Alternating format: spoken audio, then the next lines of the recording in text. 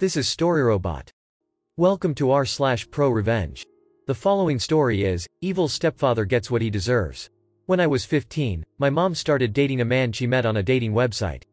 I didn't like him the first time I met him, and 2 months later he moved into the house. About 3 weeks after he moved in, he took my skateboards, self-built halfpipe, ramps, BMX bike, ice hockey gear, and many other things to the dump one day while I was at school.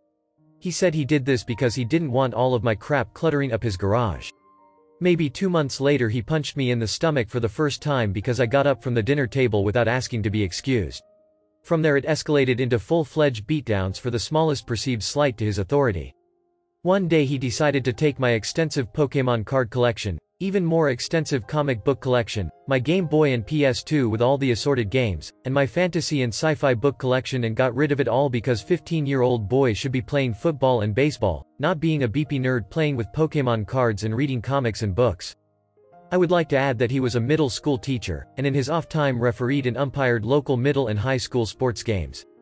My mom never intervened, and in fact acquiesced when he demanded that she stop giving me lunch money, because the little beep will just spend it on comics and other gay beep. One day, I took maybe $3 and change out of his change jar so that I could buy a slice of pizza and some fruit punch during lunch at school, because I was tired of being hungry. My twin sister was always a bit of an beephole, and frequently blackmailed me into doing her chores from a young age. I was fed up and refused to do something, so she told him what I had done.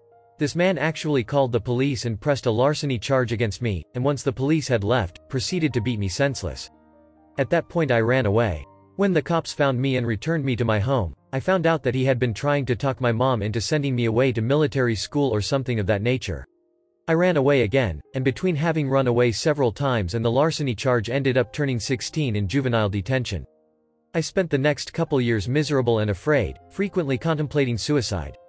Once I was out on my own, I didn't speak to my mom for several years. We eventually reconciled, and by that point they had married.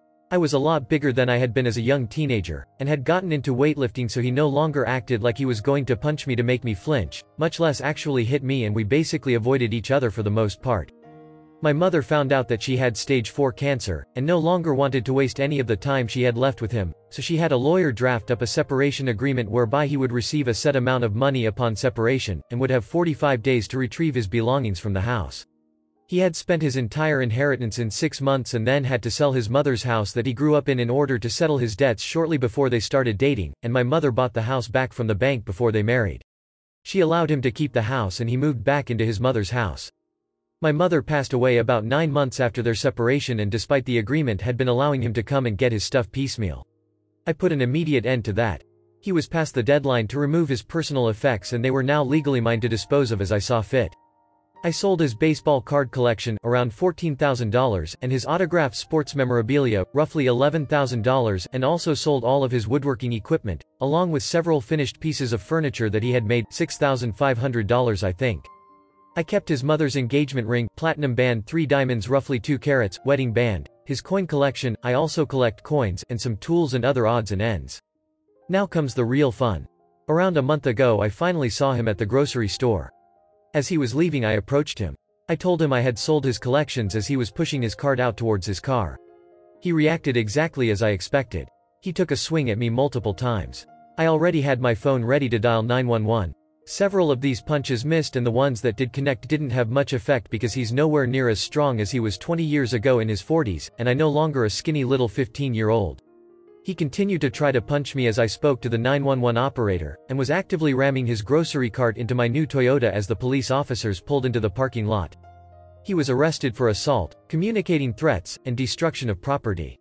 As a result he lost his job and pension at the local middle school, and because he had never learned how to save money while married to my somewhat wealthy mother, ended up having to sell his mother's house because he hired an expensive lawyer thinking he could somehow beat the charges. My nephew, who was on the football team, made it well known to his friends that he not only had just been arrested and convicted of assault as well as other charges, but that he had also beat me as a child, causing several parents to call for him to resign from refereeing and umpiring for local sports games. My niece, and my girlfriend's much younger sister are enrolled at the middle school where he worked, and say that he was not only universally disliked, but when he came up to the school to get his belongings, he made a big scene and ended up hysterically crying as he was leaving. At least that's what they've heard from the kids who were attending summer school at the time. His son, who he was equally abusive towards as a child, refused to take him in or help him out, so the abusive stepfather ended up having to take a job as a cashier at Walmart so that he could afford the rent on his crappy little trailer in an absolutely awful neighborhood. Even though that Walmart is not the closest Walmart to my house, that is now the only place where I go grocery shopping or to purchase anything that I need. I purposely stand in line longer than I need to just so that he can be the one who has the pleasure of ringing up my purchases. The first time I went through his line, he attempted to ring up multiple items more than one time to overcharge me, and when I called him on it, he said that I was mistaken. I asked for a manager, and the manager believed him that it was an accident, but he learned that he can't get away with that. The second time, I made sure to be as nice as possible and had to ask for a manager because he was overwhelmingly rude. The people in line behind me backed me up and he got in some trouble for that. Every time I go there and step into line, I see him die a little bit inside, and it gives me such satisfaction. Sometimes I'll say that I'm paying with exact change, and as I'm about to hand him the money I'll say, "Oh, I didn't realize I had rare coin from his collection in my pocket. I guess I'll use my credit card. I just sold his expensive ratcheting wrench set, and so on Monday when he works again I'm going to go buy my daughter one of their better above ground pools, and as he's ringing it out tell him I know that daughter is just going to love this pool. It's not like I would have ever used those expensive ratcheting wrenches anyway." Thank you for watching. Error. Problem detected. Not enough subscribers. Please subscribe, like and comment.